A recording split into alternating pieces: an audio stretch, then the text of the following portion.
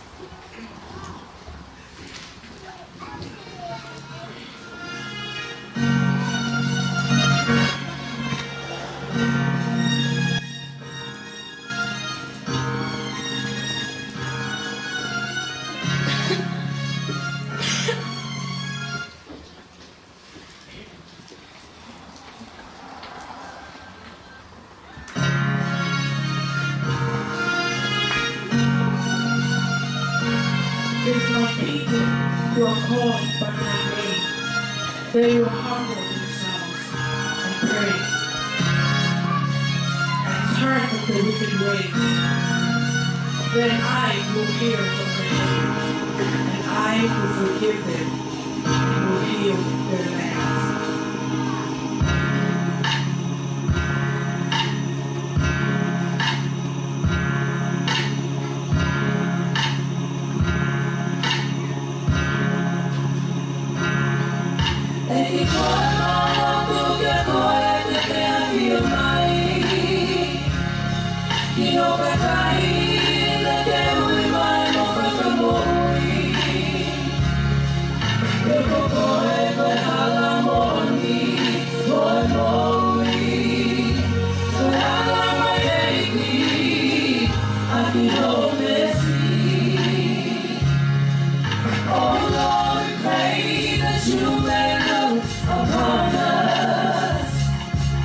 Confess our sins and seek forgiveness from above.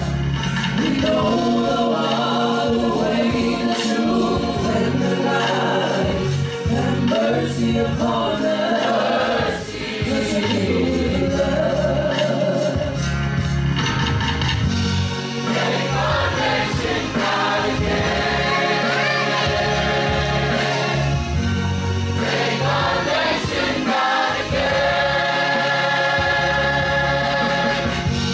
Lord, we pray for revival in the land. Make our nation proud again. Lord, we come to you and we cry out for our nation. For your loving hand to reach down to our land. May your Holy Spirit you in us, Lord, and bring revival to the land of Tonga. Revival kuno tangia tukio kufoka. Ilonima ofage amani efolua. Omai olamani iloma okule ana. Afakamoi adamakoa.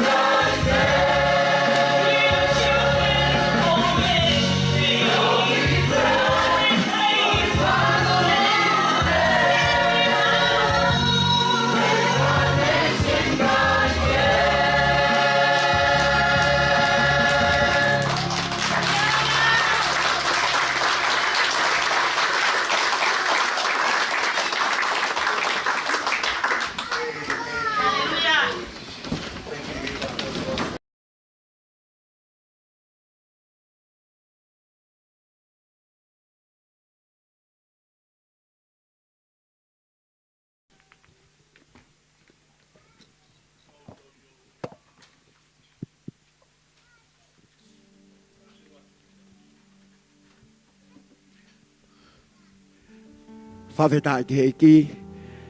Whawheto tāko toa peke tau kata ki o lawaha ki o lunga i he pongpong koe ni. Tau ka whakatape mo hiwa o pongpong koe ni o mahe tau whanau. Koe whakakea ki mautolu eiki. Pe mau e whakakea ke whunga e whanua. E ke loto pa mo e whakakau e taha kotoa pe i he pongpong ko e ni. Koia koe o tua ia ku tau pe mo e tau whakahiki i he pongpong ko e ni. Koe o tua maa oni ia ki kai hatu. Taha ia ka tau pe mo i he pongpong ko e ni. Pe peke ka mata hiki hake o ti maa he pongpong ko e ni. Hiki hake o le au pongpong ni. Let's worship our God this morning. Hallelujah. Si o ang tau pe mo i he pongpong ko e ni. Hallelujah. O tangata ke tau tangata. O ku ke tatau he ane a pi a honi a pongpongi o tangata pe tangata. Hallelujah, hallelujah. Let us worship our God this morning. Hallelujah. Father, we worship you, Jesus. Whapetai ka te koe, Jehovah. Hallelujah, hallelujah.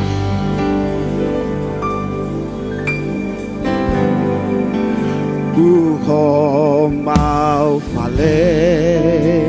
Kuho mau fale.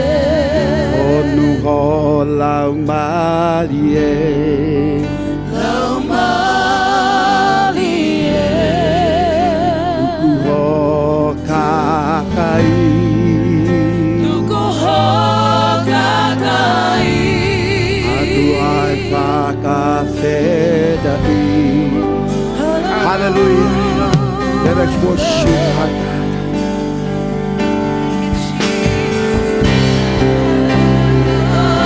Worship Jesus. Lord, you get the call 18. Hallelujah.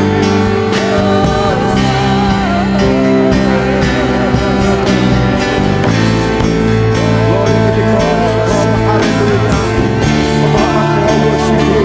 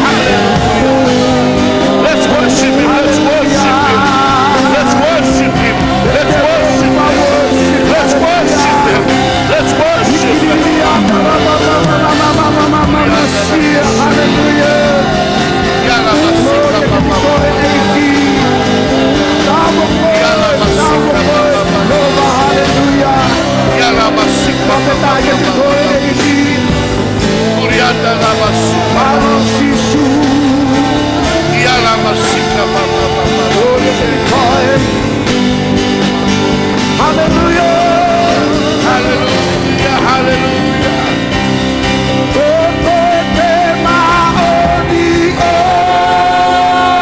Yes, you are holy, you are holy.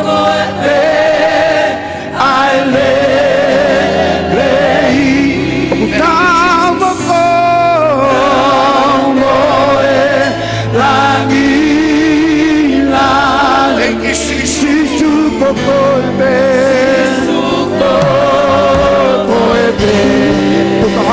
Hallelujah. Tuku aku pani.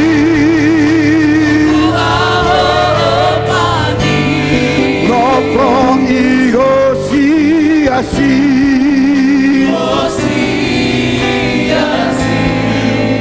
Vai go pakamoi.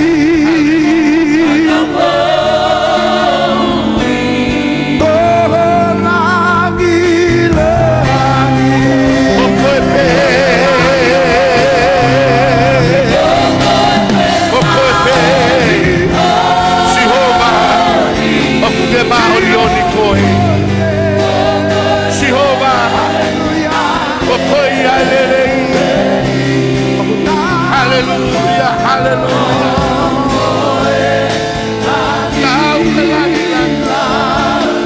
Thank you, Jesus.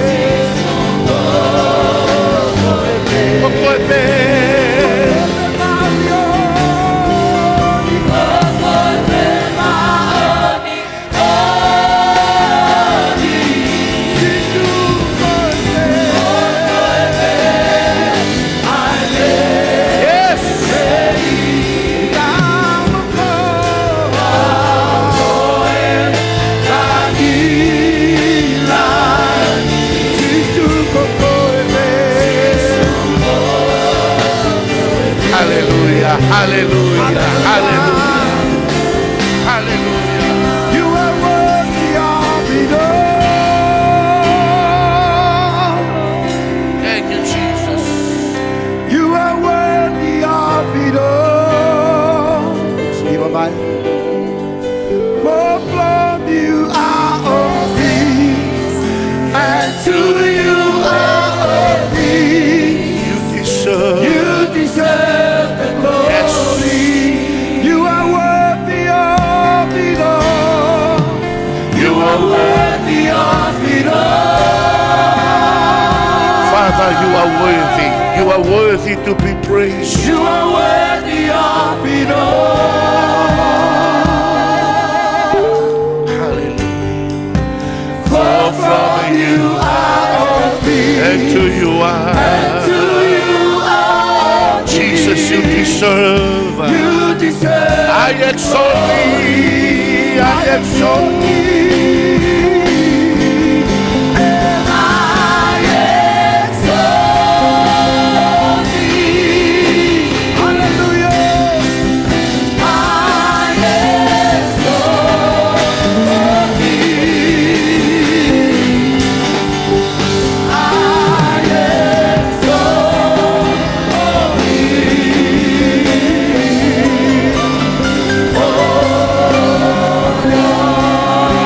Hapai koe, pau hapai koe.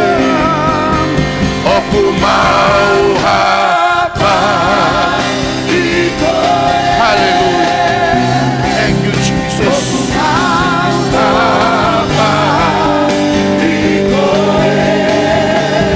Thank you.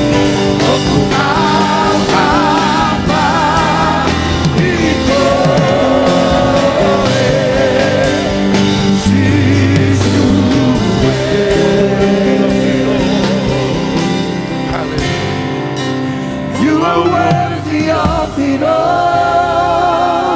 Thank you, Jesus. Yes, you are Lord.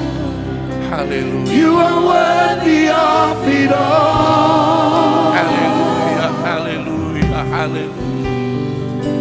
For from you are all things, And to you are. and to you are all things. Father, you deserve all the You glory. deserve the glory. Can we sing it one more You are time? You are worthy of it all. it all. You are worthy of it all. Thank you, Jesus. You are worthy of it all. Hallelujah, hallelujah. For from you are all things, and to you are all things. You deserve The glory. hallelujah, hallelujah. Hallelujah. Bless your name, Lord. Bless your name. Bless your name. Bless your name.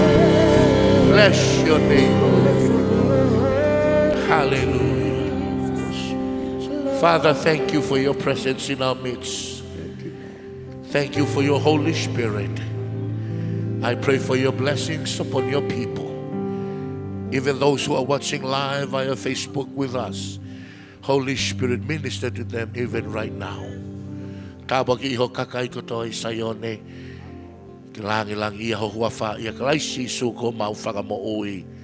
Amen. Talangi ki hema mo matao ke whaka ofa au pito i he pongi ini. Kataki o mea hifua ki lalo i nofo anga. Thank you worship team ke tapu ki na ki mautol. E o tua mafi fei lau ok mo fai. Whawhiawhia he te wakaiat ka ki mautol. I he whare o Sihova i ahon. Whiawhia ki heni ke i heni pe whawhikau matamaka pe ki ono hoa. Pe ki e whawhikau ko ia pe mei whekua maka ve pe mohono hoa. Taitari whiawhia ki naua ki family lahi o eiki. Pega te motore kaua ahi ko wakai atu ki loto. Au ki ai i he sea koni i loto. Se kaua ahi nau lava mai. Welcome. Taitari whiawhia ki motolo. Pe mo family wa fai ko sisu kalaisi ko mau lotu ia mo whatawange ke tapu e kina ki motol e otua tau maunga ke resko ini tapu aki lahi au pito e hiva ko ia i ahon ai tau whanau whafoofa au pito ko ki motol ko e tau tupu na kai te ke kau i e hiva o ko ki fifili pe kuke fie mari pe kuke pātere o ku mahu inga au pito a e tau pou le rei i ngawe ai eiki.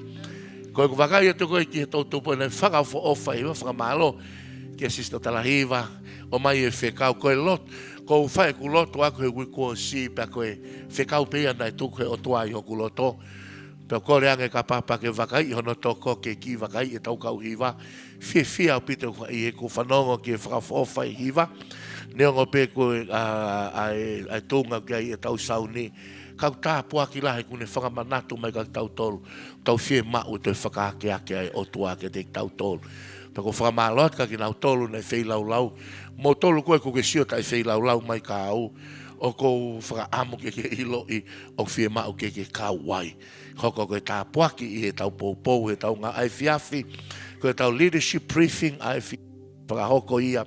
I he taimi hafe ko ia ai ono, i hafe ono ai wasi, le le tau leadership briefing, i heni pia koe hafe ko ia ai fitu, i hoko te tau malanga whaka evangelio, pia koe ne hiri pe ia, e whia mau tau toni, tau alo poupou, e hiva ai whanau, e whakahoko ko ia i he holo whakamanatu, Queen Salote i he Wantonga ai fiafi, ke taimi tāpua ki ia, whakamalo ka ki motolo kau tau whanau, ai ni koe kumau pou mai hono o me whanau ke teke nau tolu ke eiko sisu kalaisi. Tau teke whanau ki he ako, tau teke whanau he ngahi malai ki he. Kau whakamanato atu te koe, ke tau whakama opo katoa ki he otua. Koe tāpua ki, koe ki hauye me university, koe ki hauye me tangata. Koe tāpua ki ku tawhi mea Sihova. Pea koe otua e kune awhio i e mea kotoa pe kou wharai atu. Tau te whito ki he kau ngā ue, pe peheka te nau tolu e tau ai ngai whamiri whai lotuni. Ka pao ke whie mau e tāpua ki pa moe monu ia ko whanau teke ki nau tolu ki he lotu. E alu e whanau o ako pia he holo i mahaman.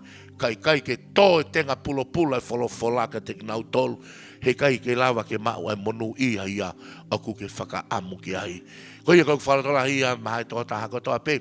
Pe kai ke ngata i koe tau theme, koe tau kaweinga koe ki he mahina ni.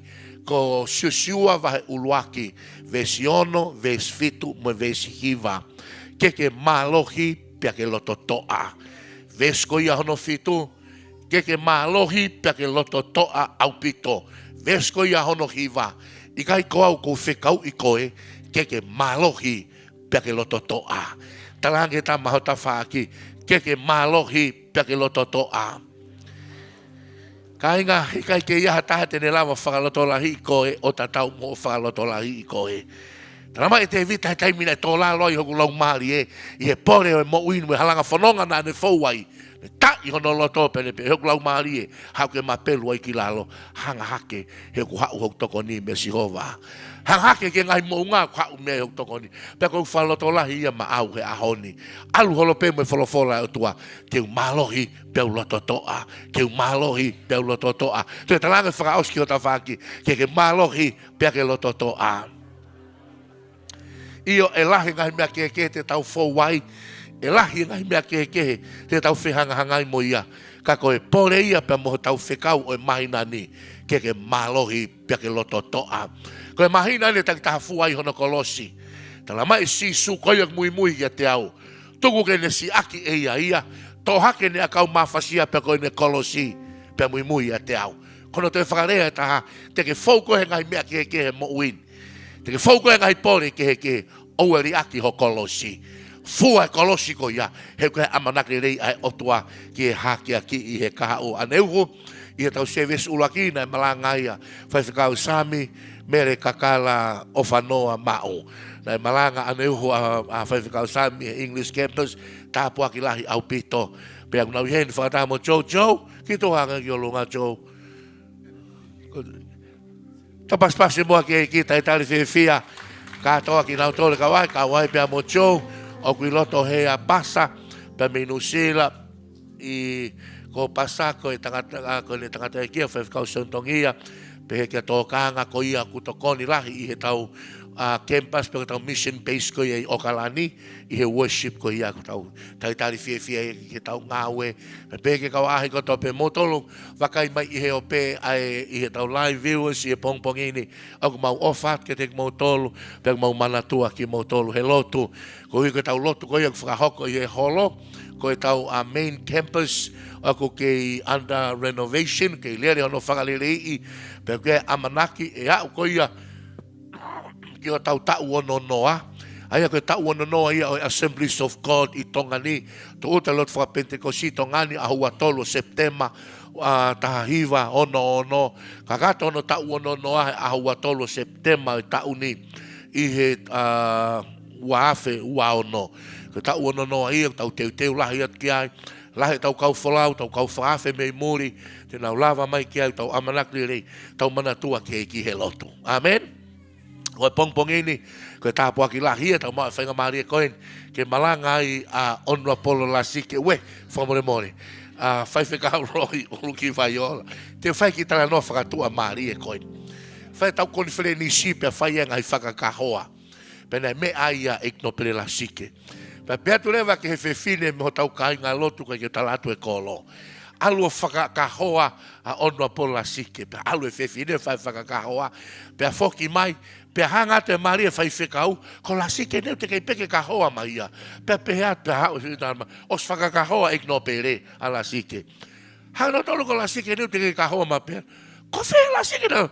Pea tuhu ia ka whai whekau roi. Pea o taranga rewa ke Maria whai whekau. Awe o kainga lotu, ke oke lotu, ke atungari aki lotu. Koe ke nau ilo e nau tolu a whai whekau roi. Pea pehea ke onua po la sike. Kai ke ko tāpua kala, ku ne whai whekau i House of Praise i California, Amerika, i he whetu San Francisco. Toko ua tāpua ki aupito en pa mohono hoa, ko e toko ua mateaki i he ngāwe. Ko e whai whekau ni koe kusia koe ke mea whai hei ki a teia, ai kātaki pa moe tuiaki, pa moe mateaki he ngāwe. Aku ne hoko ke tāpua ku whaitalahi ki a teo. Whewhe ke kātaka ki o lunga ke a. He ko tau osma whana ki mokosia pe toko lahi ia. Ki kātaka ke ki o lunga. Ki kātaka ki o lunga. Ki aito nima nge ki hema mo matau. Ki ngau nge ke a. Ke flow and circulation ai toto te ria na ke mohe. Amen. Mahalo pito tau paspas ke gita e tali whewhia. Whai whekau roi uluki vaiola. Pea moe wholofola i he pongpongini.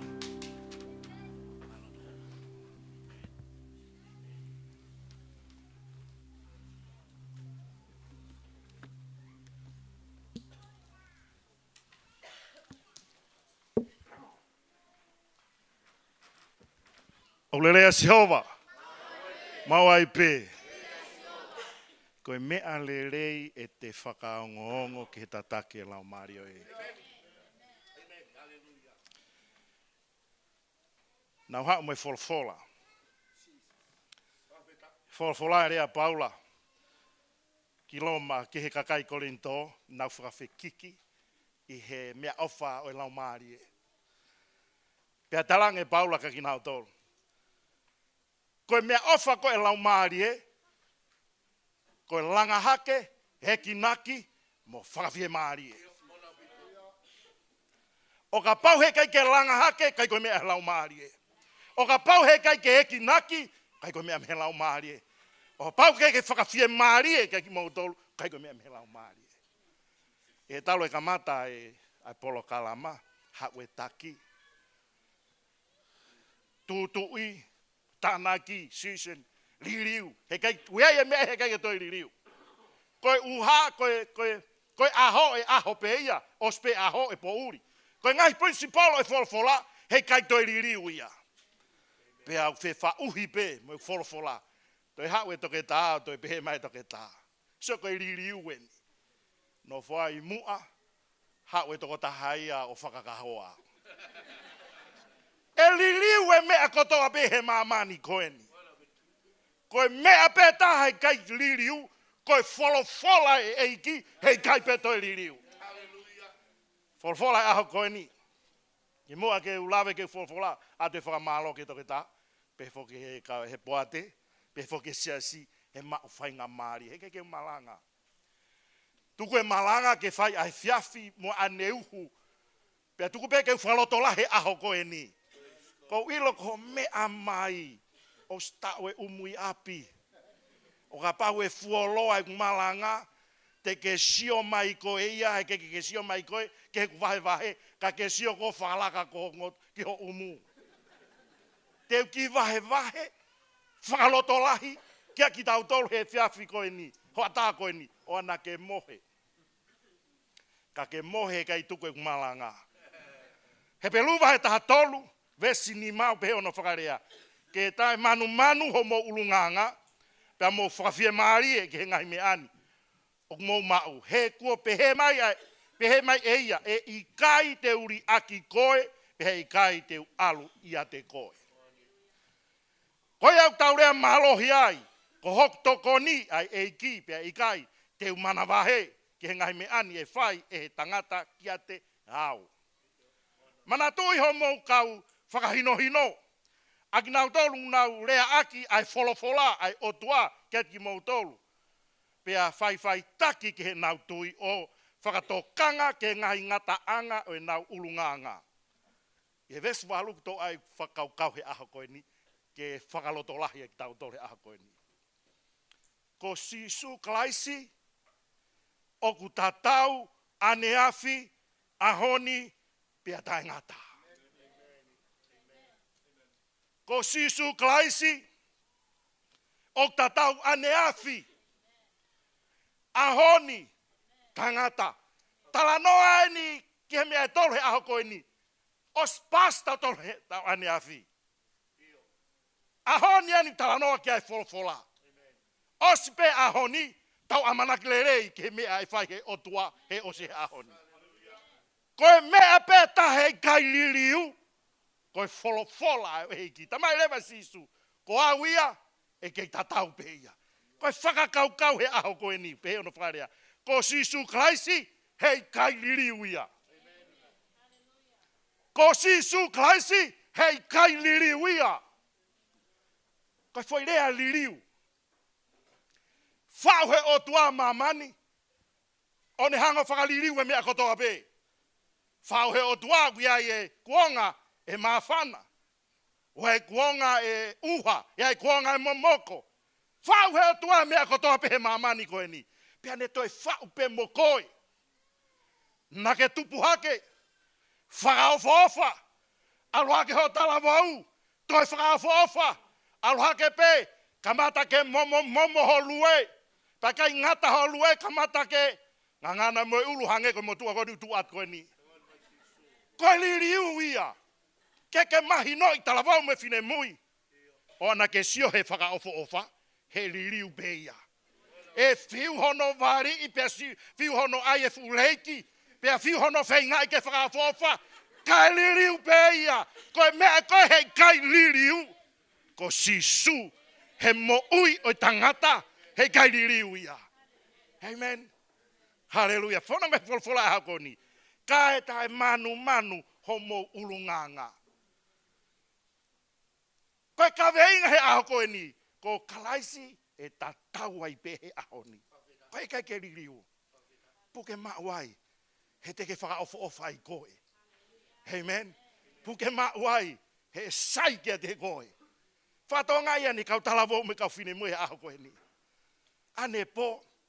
Wafe mai mo toko wake ma aluki fatai. Ma hafe mai hafe atu. Sio atu ke fonu e talawo me whine mui. Hei feitu koe i he wafu. Pau pehe koe hae nau mea whai ai. Whanongo ke ngai uule ngahi mea rea tā mai me ngahi hiwa. Pea pehe he tā la vohou mo e whine mui. Tā koe lelei taha ai kon ko talatu ke te koe.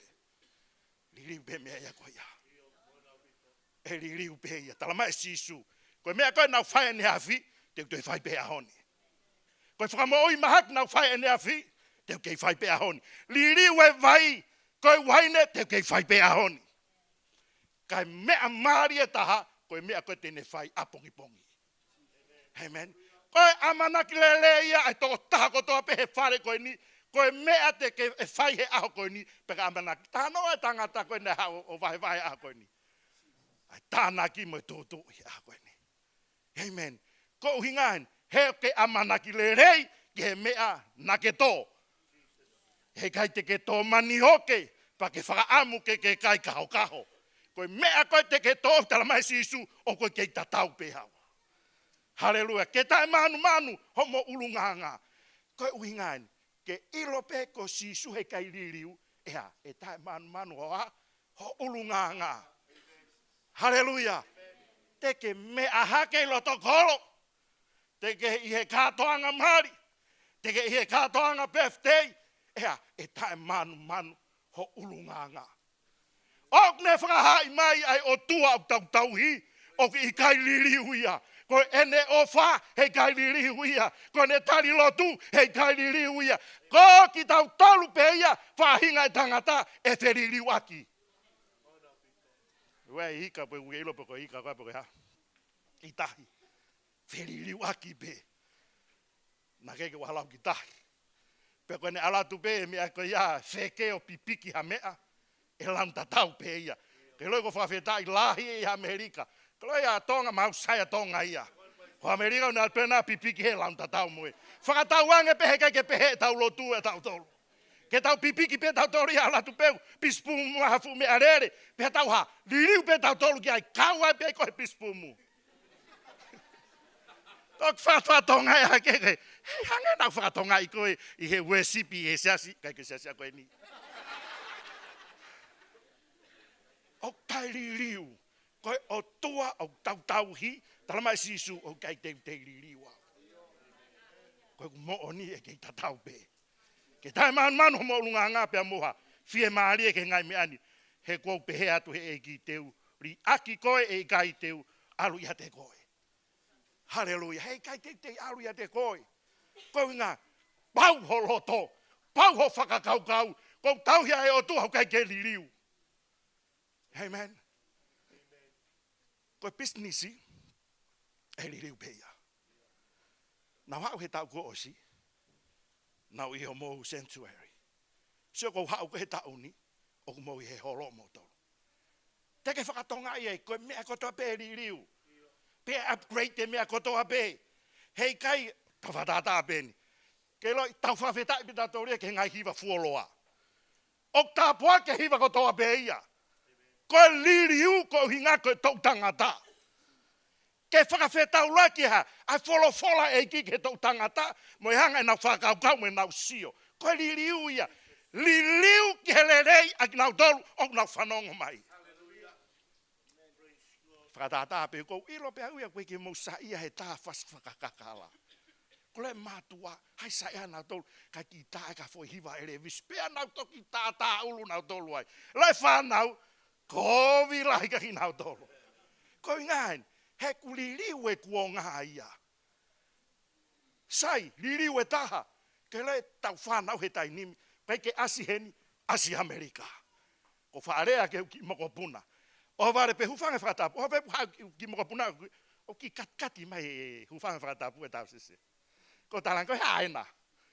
Koe taimi koe ka ki kati ho mahu, he hufanga whakatapu matasi, tamahe whae, o mai ke mono mono. Kuonga e koe ni e hikai, ko whakatawanga pia weke pehe kau talapo mwe fine mwe nuka alofa. Kau tai whanau ka nau hu mai o ku kati kati. Iyo, ange hane fu presta loti ana. O fie o kei ngofua mautolu kap, ko ilo poko tonganu kei fai pono, ko mautolu lalau whakapuri pe whanau. Peko alat koe whanau koe ke he ako asi koe pe mai whako. Hamene hoka koe, ta koe starange matuai, tarange na ke tohe he a. E liliu e mea kotoa pe. Tamai ke tae manu homo ulunganga. Oua toi liliu, he nofo mani, sio mai, ke whakafo ofa, ho nofo he eiki. He unau nofo mai ha, manu. Oua toi alo kau mo ki nau tolu. Pea nau whai pa to glea mo one motua, a whine eiki mei tahi. Tamai ha, ko haro tu ia. Ko whine eiki nai presta lo ti ko he nia, hu holoi tari hewa, hawa nuka olofo, mahalo ko Amerika peia. Haleluya, kulelea Sihova. Mawai pe. Ko iai o kutauleha mahalohi ai, ko hok toko ni ai eiki. Ko tau ilo ko kutai liliu he eiki, tau ilo ko tau toko ni ai, tafe mai me ai. O ikai tafe mai e ai toko ni me saina. O ikai tafe mai me bisnisio ke tu mari e ai. Ko sosko ia ngata peia. Ka koe tafe mai ai toko ni mea Sihova, ai ngahi kau tau, koe e tapu aki ho mokopuna, tapu aki ho whanau, tapu aki ai koe me kolo. Ko ingaha, heke tu umau pe koe, tai ngau e ue, koe rea tu umau, o ngau e aki ke he military. Hono o mai e whanau, koe ave koe whanau ko tānoa me experience me ki foha taha kui he US Marine. Pe kono hako i koe nau tolu. O mai nau tolu me he mentality, me he whakakaukau civilian. O mai nau tolu, o mai o ako e ki nau tolu ke hanga whakakau tau. Ke he au pitoia me he whakakaukau koe, o ātaka o kakai. Ka aloatu ku tuu hatu ngaro, tu maupe. Kai pehelo, tu maupe. Ka avat pe fefeka me avat ka te koe tu umau pe tai ngau e ue ko nga tana mai sisu ko me na fai ne Afrika wa konga te fai pe ka te koe te fai ko mokopuna te fai ko whanau te tapu aki ai koe. Haleluya. O klerea Sihova o ate ngau e. Haleluya. Ko mau tolu foki ko ne lahi pe ka venga pe mai matua. Ha fua ka venga. O kai koe ka venga. Koe tāpuaki. Tari e tāpuaki ko toa pe tai ngau e ue. O hange koe wholofola talma sisu. O ka paurewa kone paulo me siu tatau pe ane afi. A hon tatau pe. A pongpong tatau pe. Turi fua ki hai. Haleluya. Verse ono titu mana tui homo kaunga whakahino hino. Haleluya. Agnau togu nau re aki ai wholofola. Haleluya. Ka ke tuu rewa maka tuu tai ngau e tai liriu. Mana tuu i nau tolu. Ai kai unau ha, whakahino hino koe. Manau ha, mare ake wholofola. Keke mana tuu i ki nau tolu. He taimi pe ko unau rea mai ai. Hapo pe rea ko hunga. He ko sisu tai liriu ia. Ke ha atu he whakafotunga kia te koe. Nau lawe ne nai ke whoke businessi. Haleluya. Koe lei. Ho mau taimi. Api ko toa pena e telefoni ai. House phone. Koe ke iro mau ko tongani. Mau koe whare businessi pe. O ke iai ai telefoni whare ai. Liliu ko toa mea ko toa. Amen. Tai mi koe nai. Ti. Tai ni mea kuha paepe. Wai tai koe ala ke tai ni me te paepe koe. Lea pe koe kiai. Koe liriu ia. Se koe liriu ene ha mautolo. Ko to ha pe ki telefoni. Ti. Po koe pae. Tau mai me harere. Huat koe o ki hata he whakauri ai. Ti. Ave koe he whetu ke ai. He liriu e mea kotoa pe. Ni liwe teknolosia mea kotoa pe. Liriu pe whainga tangata. Pe whainga kakai ke na turi fua ki ai. Ka ke manatu i seso e heiki.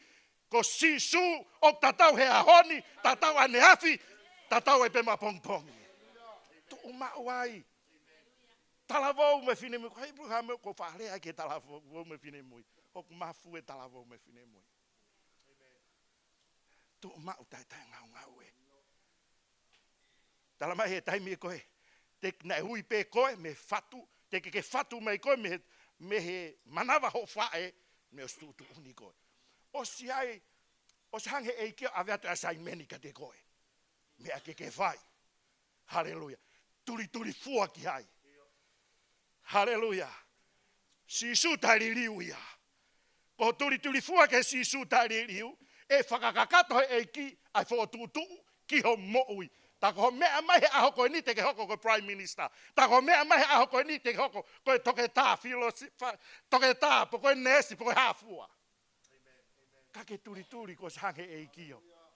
Koe taimpe kau tau kai ke tau turi fua ai. Ke whaipe e tau mea tau tolu. O tau loto ki ai. Kai ke whakakakato he eiki. Haleluya. Ko whakaamu ke whakakato he eiki. Manatu e whanonga kai ngā Isleri. Me ispite ke whanua tala ofa. Kai ke toi kehe. O whemao pe ke eki ke rere aki mai koe ave. Ke he mea koe whemao he eki ke fua tau koe ki ai. Ka koe ha, tau whehopo aki takai holo. Ka koe ha, koe tau sio ke mea. Paanga liriu.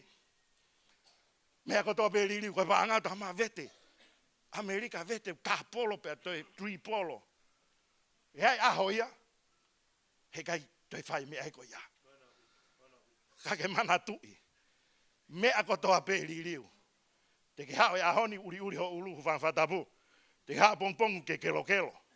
Te ke hao e hoko mai liriu ho foi su. Turi ki he kuonga. Whaofofa turi ki he kuonga. Whemau ke matamata rei. Ka koe ne aluha ke na ia whakalaka. He mea whemau he otua. Koe ngo mātu a ngo whaiwhekau. O mau whonua. Koe tangata eiki, koe tangata eiki tanga mai pe wheneki, ko ho teu, koe ke he teu ke he kakai. Ko ho teu mai pe kao. Ka ke lipstiki, ai pe ke au. Ka ai ho ulu ke kelo, ai pe ka te au. Koe ne alu peo ke he, ke teu koe ke he kaunga api. So koe liriu ia. Ko sisu, koe hape mea ke teu, talanga sisu. Sisu, sai e foi te ngā ngoni kau ke lotu. Sai e whakawhawha foi e te ko alma ke lotu. Ke rea la mare mane oni. E rea peka koe. E pe atu, ki to e ki foi su koe ia. Heha, he tu ki e fine e ki a koe mua ia te koe. He rea mai o pehe mai. Talu e ne tupu mene su ngesi niu. Ka malo mene mari mo ana. Ke hinga malo mo mari mo pita ke ne su me su ete. Hallelujah. Pero se moni ka vai ve kau. Hau tolu pe. Ka koe ni. Ko sisu o ki kai liriu. Lea tangata malanga ke tau tolu. O tau hifoen. Manu te ke ko peha tau whakaosi. He na maurere mahe ke min lahe whakaosi. Ka teu pehe pau hifoen. Tangata malanga. Kai ke whakaosi tu o ono. Ka teu hifo peni. Tangata malanga mahe tolu. O ki ai e kuonga e mea kotoa pe. Se ke whakaofofa e gi. Tana mai kua e kuonga mea kotoa pe. Nai kau tangata nai mua e mo tolo. Nana tā mai uroa fie. Peke hao fie maari e whare lotuni. Tangu te seau molu. Tana mai kuonga mea kotoa pe ia. Whakatongai ai tāpuaki atu he eiki ka te koe. Peke ngawe aonga aki ai whainga maari e atu he eiki ka te koe. Ilo, koe o tuau ke lot ki ai, ko sisu o lot ai kata i ria. Koe lea, koe au ia.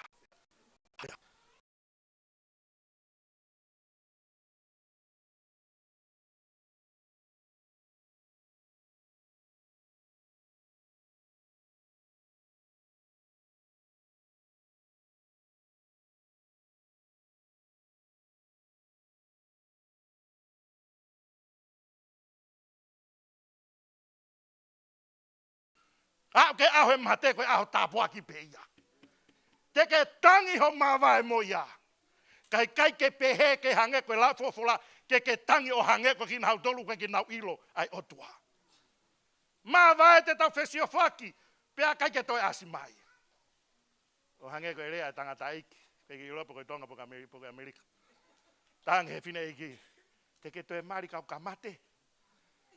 Talange fine he tanga iki i kai. Ko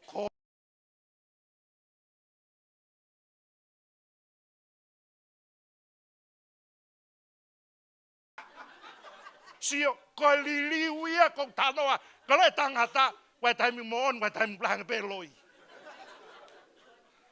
tama sisu ko tatau pe he aniafi ahoni pa pe tangata amen haleluya ko aho ke mate ko aho ke to ko aho ke taki ai aku to na lave ki ai tangata ni nai ko aho ke tangi me aho ke kata. Ko aho ke tang lau, me aho ke mee. Haleluya. Os whakakuonga me ako toa peia. Ka koe toko taha pehe kai ke toi liliu ko sisu. Talawau me fine mui. Te ke talange ke ki tahine ko hofa ko ki kau mea. Ko koe toko taha pehe. Rea peka pongpongi, liliu ya. Ke loe eiki, koe hae lele ia eiki mo ne talate mea tō tonu ka koe. Koe uhinga ne tukuange koe, ko uhinga koe hai mea au toi whakaofofoange o te teu he eiki. Oua te ke viritai unua. O whakaata he eiki e mea kotoa peke ke fōwai, ke mahino au ke tuu mau he eiki. Haleluya. Tamai aho ke tangi, we aho ke kata. Loi kata ko hene pehe mai. Kei eu toe tohi atu au. Koe tangata ai. Peke tangai. Sai au pito. Sai ange a seini a ku lotu ia koe tai lotu.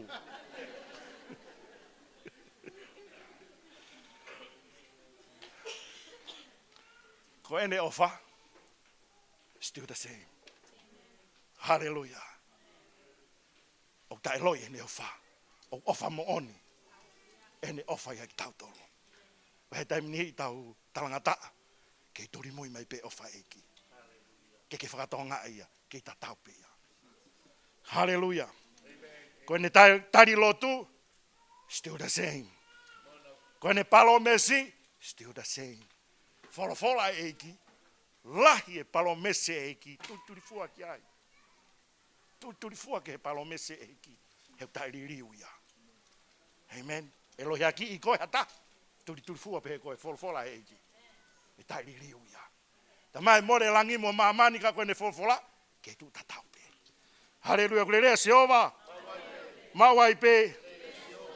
Koe ne whakamore i koe, still the same.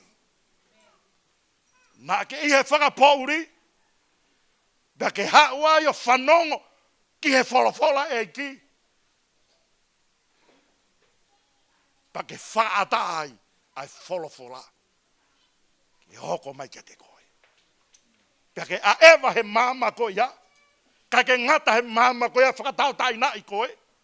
Oua toe sio ki moi. Lue mai ai. Haleluya. Whahawa he wata. Vesa tolu pen. Ko au koe arifa mo omeka. Koe kamataanga mo ngataanga. Uraki mo koe moi. Os whakaino hino mai pia tala mai ko au. Kamataanga pe au. Mo ngataanga. Haleluya. O kurerea Jehova. O ke whakatoa ngai, o ke tauhia e o tua weke ture pe mohe. O ke tauhi kai o tua waha whanongo. O ke tauhe o tua tala mai, whetoutou whomoriri wake hono fofonga. He mamani koe ni, sio ko monu i anga ia. Whau e mamani ai e ngai security camera he ngai feitu ke hau ke he kā mo e hafua. O ke hae beia, o ke to'o beia. Tuang ke whakatonga i koe sisu tai riri ueni o tau talanoa ki ai. O ke o ngoi maluange pe koe mo family o ke whakatonga ngai. Ai o tua tau tauhi o ke maluai. No mi pa vai wa tolu vestahi va pe no whakarea. O ke ikai ko hatangata e o tua ke ha loi. Amen. Hallelujah. Hamea ke tau turi fuai ki ai. Hamea ke o fuai ki ai. Hange ki vei ua, o hanga hosio, mo hange ko ke hau ke lotu ki tau moko si hau ke lotu. Fua ai kawenga si hange ku tau moko si. Mana tu i ke ngai folofola, mo i palomes, mo i principole folofola e ki tairi liu tai we ia. Pete ke loto ki ai, peke ke loto ki ai, kua pau peke hoko ia. Haleluia, glere Jehova. Malakai vai tolu vesiono. He koau ko Jehova i kai te uririu, koia ia i kai auha ia ki mautolu, i ngai foa se kope. Kai peto i ririu e o tuaia. Amen. Ai ko tau tolu line up hake, mea ko toa pe. Mai mo e whanau, mai mo e whakamopuna, mai mo e kaunga api line up pe ke principal, pe folofola e ki tal mai. O i kai to i ririu e o tuaia. Koe mea ai e tāpua ki e koe, koe mea ai e whaia he e ki ke te koe. Mātiu wahe wa wha, vestoli mea e more ai langi mo mamani e kai more e kurea. Haleluia. Ko hau pau ia whakaongo atu e mea e folofola e ki. Ko koe peia. Turi fua ki ai. Haleluia. Foki ki api, pa ke hau a pō, ona ke mawai ngo fua me folofola e aha koe ni. Ilo pau. Ka tau pia sisu ane afi. Mea na ne whae ne afi, tene kei whae ahon, pa tene kei whae apongpong. Hallelujah. Amen. Hau sisu. Whakausia. Nau hifo, we whakausia. Ha sisu, tangene kawakonga. Tau koloske kawai e taha. A mohe pia sisu i mua. Whaifononga mai, toki matangi. E kainga tui, i aipe tai me toe matangi. Nā wherere i takai holo, koe kau tangatai nai mui pe mo sisu. Nā eofi taha ka sisu. Toe matangi, tala mai folfolana me ngoto e waka. Banato fafangu a sisu. I waka pia siso. Rea maaria nai whai siso. Nonga, ui whia maaria. Ka ke ilo, o ki kai toi liriwa siso. Nonga, mo ke whia maaria pe. He waka pia siso. Kai ke ilo au poko hae matangi, fōwai ho mo ui. Kai ke ilo e au kua te fōkia hui ka bongbongi. Kai ke ilau mana whakatape e ki ke whaure at ke te koe. Aho koe ni. Mahalo peu ke heni koe mea ke whiwha uhi ai ho mo ui. Peu ke kai ke ilo pa koe hea mea e whai. Ka koe tu ke upasa pe te ure at ke te koe whalotolahi i koe aho koe ni. Ko pau pe ke whau koe matangi o mo ui. Iai pe mea te ke whauai. Manatu ke whawhola aho koe ni. Kei tatau pe siso. Kei tatau pe.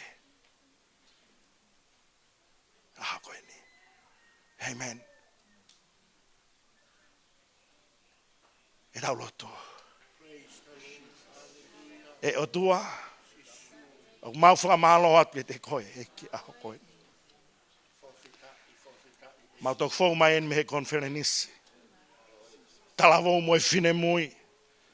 Hoko mai ke konferenisi lahi. He o tua. O hange koe folofola he aho koe ni. O ke kei tatau pe he ahoni. Pe a neafi. Pea pe o tai ngata. Malo pe wai ki matangi fo wa tai mo ui. Pe kai ko hane mea ke ne leve ia e mautui, mo e mau falala. Pe tene to'o ai e mau siomi e te koe. He koho folofola ia. O ne omi whakapatonu ke ki mau tolu. Te ui a te koe. Ma wai pe. Ke ngataanga o e mamani koe ni. O ka pau ke talamai o ki mau tolu ma wai pe au ke ngataanga e mamani koe ni. Takua ngoi pe he mau mo ui. O mau nonga. O mau fie maari e pe. Hei taimi ngai nau pe he vevela. I kai vevela ia. Koe whakakau pe ia. Ka o fe tuku e mau mea kotoa pe ke a Fiona. E ke mau lote re koe a Fiona a koe ni.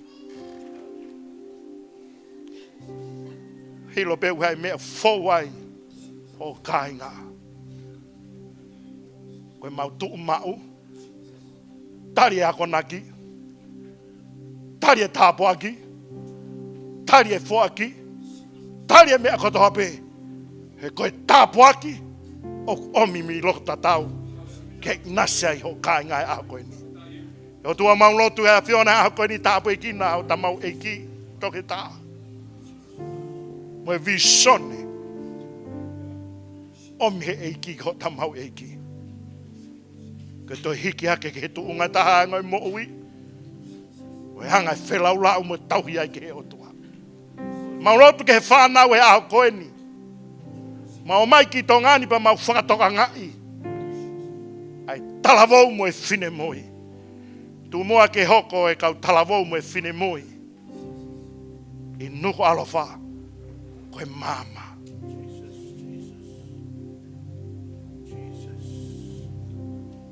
Koe kolo ku tuu he mounga. Hao ke ai hako tupu e whonua. Tau te whito ki nuka alofa. Wike koe ni ai toko o sina mau whakamanato e senturi. He lotu. Kai liliu e mau whakakau. I kai koe historia. Ka mau puke. Ai kakano e lotu. Koe kakano e lotu ko sisu. He mo ui e toko taha. Lotu. Tawe gina ngā Fiona. O kakai. Ai rei mo langi. Gloria ko toa pe. Whatehunga ko alo pere. Ko sisu kalaisi ko mau whakamu ui. Amen. Amalo atu. Ya koe ni malo atu.